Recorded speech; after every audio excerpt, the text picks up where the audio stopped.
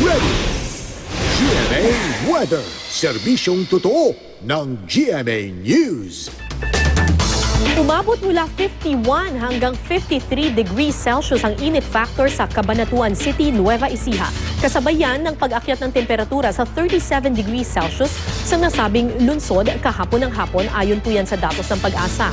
Dito po sa Metro Manila, naitala naman ng 45 degrees Celsius na init factor at 35.5 degrees Celsius na maximum temperature sa Science Garden Station ng Pag-asa sa Quezon City. Mga kapuso, lubhang mataas po ang banta ng heat cramps o heat exhaustion kapag nasa pagitan ng 41 at 54 degrees Celsius ang ating init factor. Pwede pang mauwi yan sa heat stroke kapag nagpatuloy ang isang tao sa mga gawaing nakabilad siya sa matinding sikat ng araw. Ngayong Biyernes, magpapatuloy po ang maalinsangang panahon sa Metro Manila. Base sa datos ng The Weather Company, posibleng umabot sa 40 degrees Celsius ang init factor mamayang hapon. Sa kabila niyan, mataas po ang tsansa muli ng thunderstorm sa mga susunod na oras.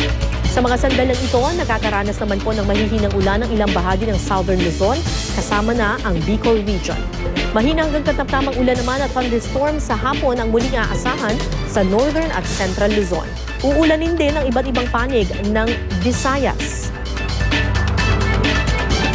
Ang lagay ng panahon sa Mindanao, magpapatuloy po ang ulan, lalo na pagdating ng hapon. Mahina hanggang katamtamang ulan o thunderstorm naman ang mararanasan. Yan ang latest mula sa GMA Weather. Magplano para sigurado, I am ready. Serbisyong totoo ng GMA News.